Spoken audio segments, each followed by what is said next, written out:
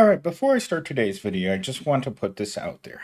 Millennial STEAM cannot have real world friends. That's all I'm going to say to anyone that's wondering. It's not possible. The person who I am on this channel cannot be a person that exists in real life because that person would probably be in prison right now. All right, so with that public service announcement, let's go ahead and get into today's main talking point, which is something I try to talk about in today's live stream, which is video game addiction. I think goes way beyond what it is to exploit America's bored people. I think it's a byproduct of having nothing to do and nothing to live for.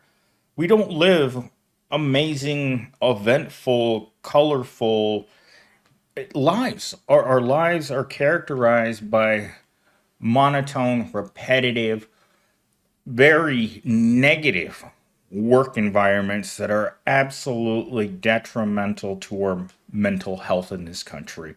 The workplace is a toxic cesspool of hatred, bitterness, and looking at yourself in the mirror and wondering, how am I supposed to live off this amount of money? And the reality is you're not. And therefore, you can't do it. So, you ever stop to think about why some of us play for hours, days, or even weeks at a time? Like, really think about it. People love to say just addiction, like it's a chemical switch we can turn off. But maybe it's deeper than that. Maybe video game addiction isn't a disease, it's a symptom of having nothing that's worth your time or effort. Work obviously isn't worth your time and effort. I would never work if I didn't have to. But there's something more cynical about the video game industry that I needed to talk about today because it was something that I found myself trapped in for many years, more than 10 years.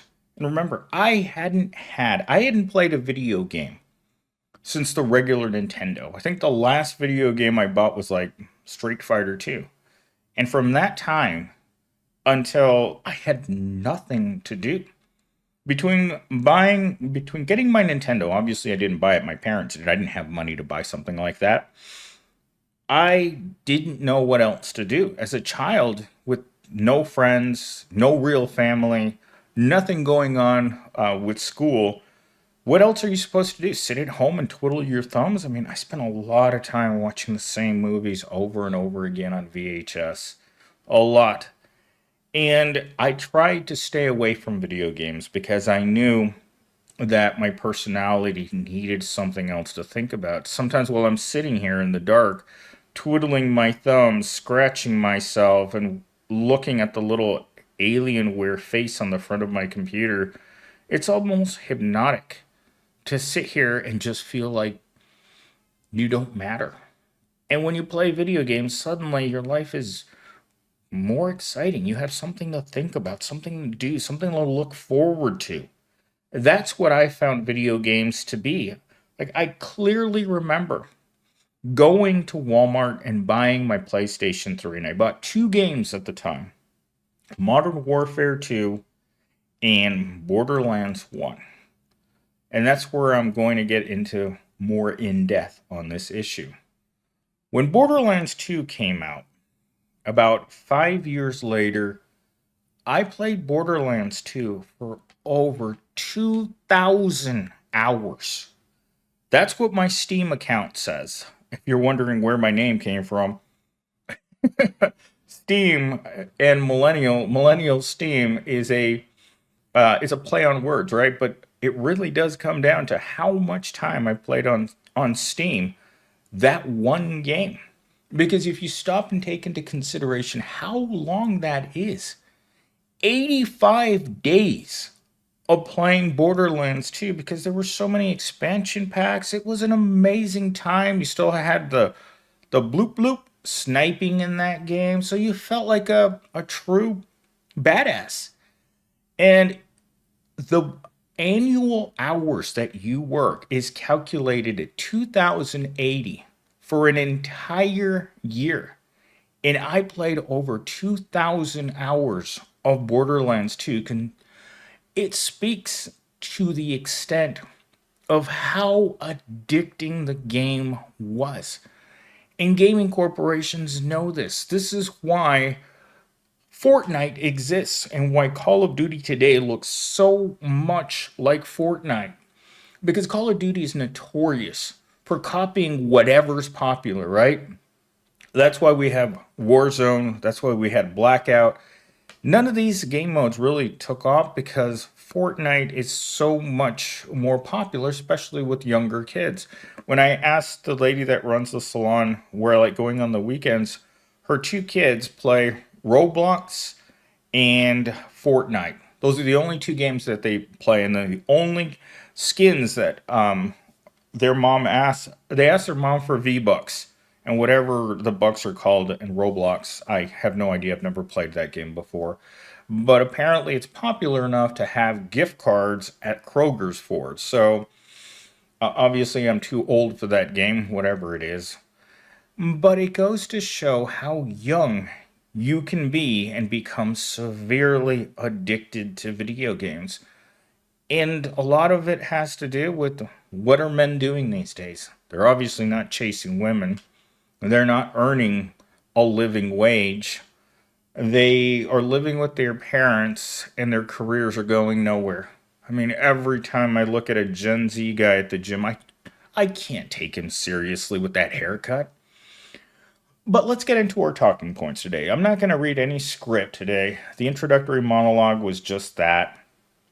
So I have a variety of talking points. I'm going to try to keep it to 20 minutes, and I'm going to use my own personal experiences in order to talk about these things. So escapism was something that I mentioned today in the live stream because even though I had never looked up video game addiction before, I did this while I was at the gym, and the first thing that came up was escapism. Video games provide a way to avoid real-world stress, responsibilities, or dissatisfaction. There's a big one for you guys. It seems like everyone around you is dissatisfied with the overall quality of their real lives. I mean, I met this girl who lived vicariously through her Sims character. She'd come in and tell us how her Sim character was getting it on last night while she did things, right? She's like, yeah, my Sim last night was getting some. And I'm like, well, when was the last time you got some? She's like, well, it's been a while, but I had to break up with him because he just wanted it all the time. Imagine that. A man that just wants it all the time. And she even mentioned this, that she was dissatisfied with the size, with his physique, with his financial situation, with his addiction problems to video games. Ironically enough, he was just an overall disappointment to her, and she just had to break things off with this guy because, as I've heard many women say, the relationship was going nowhere. It's the same relationship we have with work. It's not going anywhere. We're dissatisfied with the conditions of work. You ask anyone these days, do you like being at work? Does anyone want to work? No, I don't think anyone's ever been like, well, you know what? I think work's great. You know, this excludes people who run their own very successful businesses, because if you're running $1 million business on the back of minimum wage workers, guess what? The business owner may be doing great financially, but those people that he employs that he can't hold on to for more than a few weeks or at most a couple of months, because you look at their faces. You know, I was renting a room from a owner of a small construction company. And he couldn't understand why his employees would always push back against getting any type of raise. Like, in his own mind, he's like, oh, I'm trying to help you out with this raise. And his employees would all say the same thing. If you give me a raise, I will lose my Section 8 housing, I will lose my food stamps, and I will lose my free medical care for all my children. They didn't want raises. So, in order to keep his employees, he just had to pay them under the table or just keep them at the lowest possible wage. Why? Because our society functions in a very backwards way. When I worked at Walmart, there was a girl there that was working the maximum hours that she could get, which was 29 to 32 hours, 29 to 31 hours per week.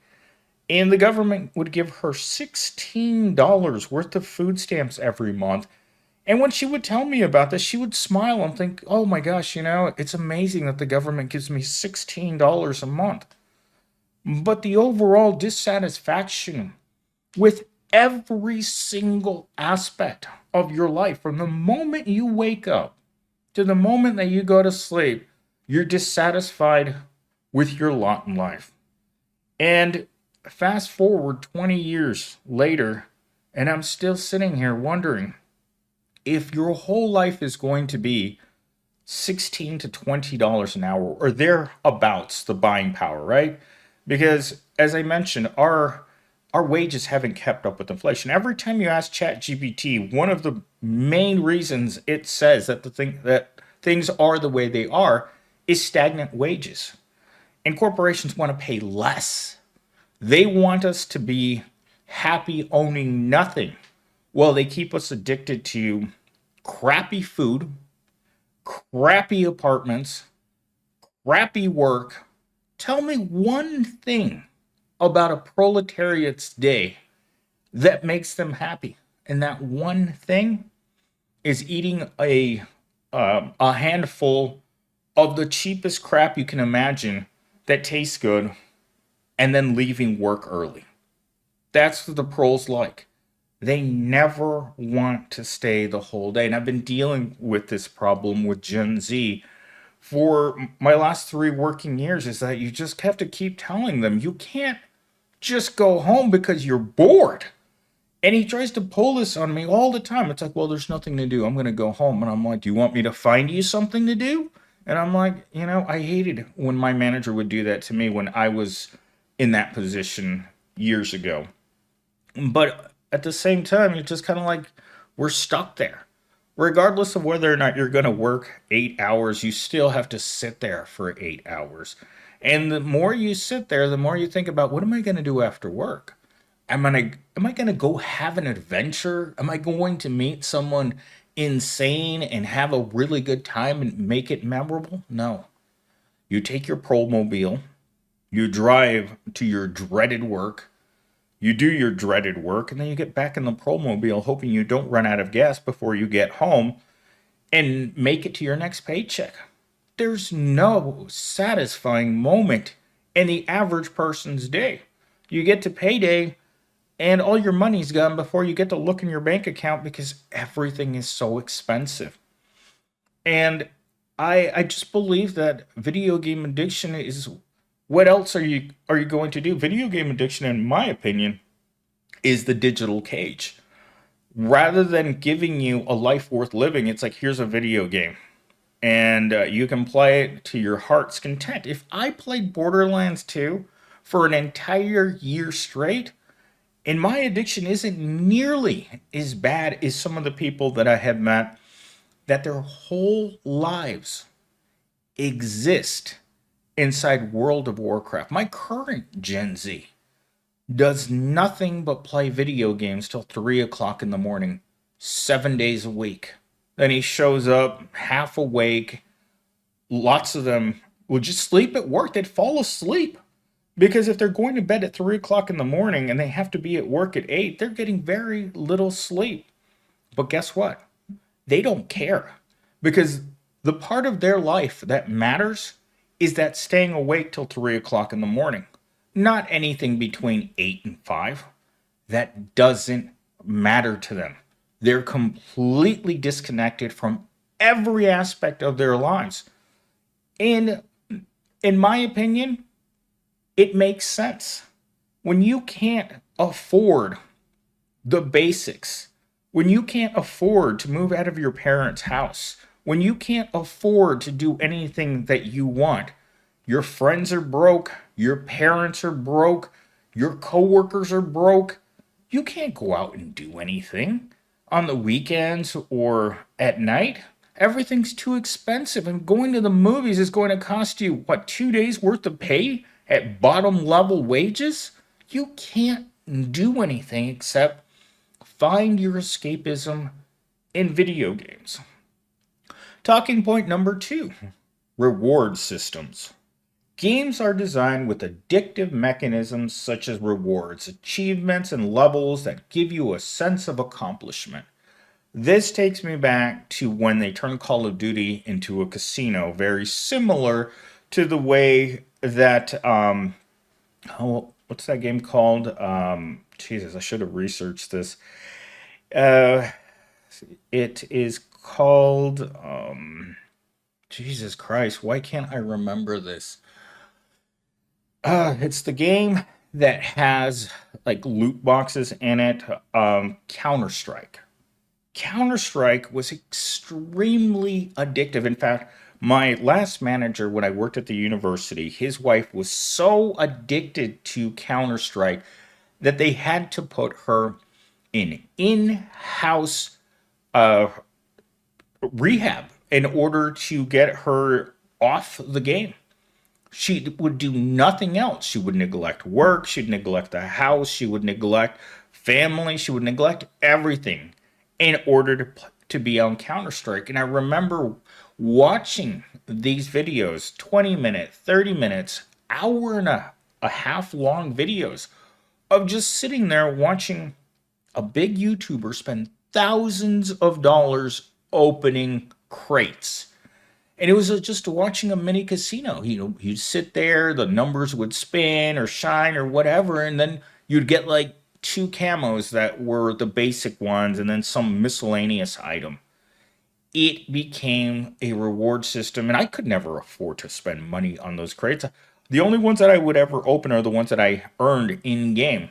But I can tell you, I watched a lot of those box opening games, and I think T. Martin, before the scandal that he got caught talking about a shady business that he was running, that was the demise of T. Martin. I think he's still around, but I don't think he's as big as he used to be. Once you get caught in a scandal, once you're Twitch streaming and someone sees your aimbot by accident, you can see the look on the gamer's face. It's like, oh no. Oh no. I got caught cheating. Just like the Korean savage when he got caught looking for crappy lobbies and someone called him out on it. The the the YouTube money or Twitch money is great until you get caught. And suddenly your videos no longer generate what they were making the day before. It's just a dead end to your career. I think SS Sniper Wolf had to go in a different direction with her whole channel because we all knew she wasn't a very good Call of Duty player.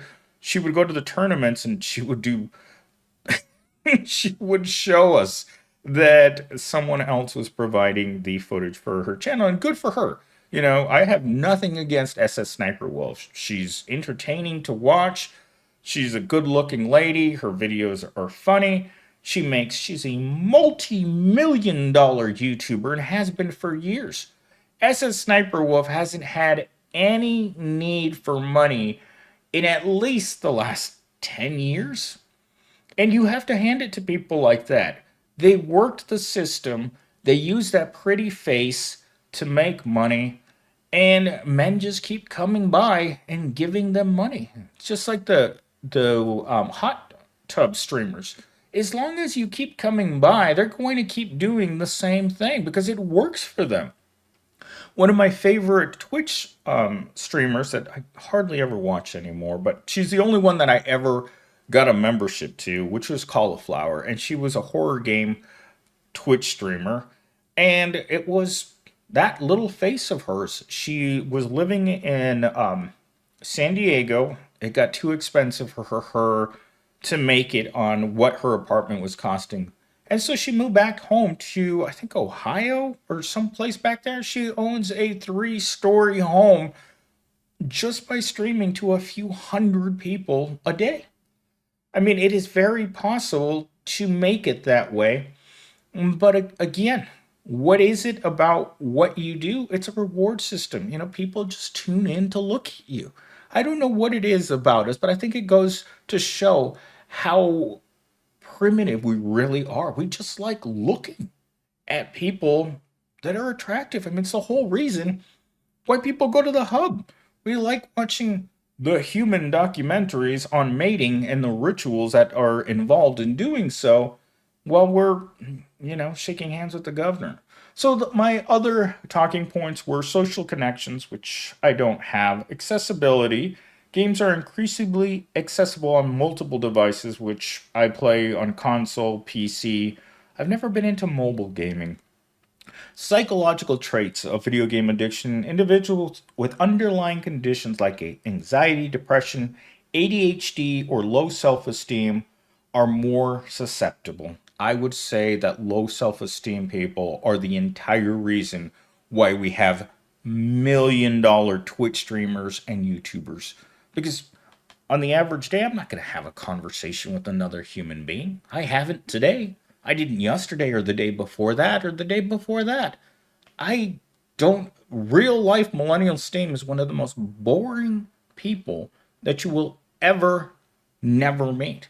Because I just go to work. I try to have as little interaction or engagement with work as humanly possible. I come home. I sit in the dark. I drink my Prol beer. I watch my scary videos on YouTube. And I wake up and I do it again. And I know I'm going to be doing the same thing for the next 20 years. Because people like me don't meet people. And that's why staying away from video games has been so important to me. Because I've lived in that cage. When you have a 10-year sentence of living in isolation while playing video games, thinking it's something that occupies your mind. The whole reason behind Millennial Steam the way it is now is staying away from those games. And as I mentioned in the live stream, I was a Call of Duty YouTuber. Back in, was it 2000, when did Ghost come out? 2013? I was I was a COD streamer. I mean, I was playing Ghost, I was playing Black Ops 2 on the channel, and then, the channel changed. I've had to redo this channel over and over and over again to find a formula in which it makes money. And this is, again, I've said this 100 times on this channel. I wouldn't be doing this if I wasn't making money. It's either this or stocking shelves at Walmart. The way that Nero Cinema was. If you guys don't know who Nero Cinema, I think he still does Call of Duty. But before he got into YouTube, he was working at Walmart. And his biggest fear is that his channel will go down so far because the content's just not, it's not interesting to a wider audience anymore. And he'll have to go back and work at Walmart. For a lot of us that are content creators, we have two choices: work in retail or make content. I would much rather make content than be in a Walmart parking lot pushing carts while I talk about how much life sucks at hourly wages that don't pay the bills. Anyhow, I hope you guys enjoyed the video. I ran a little long, but this topic was near and dear to me.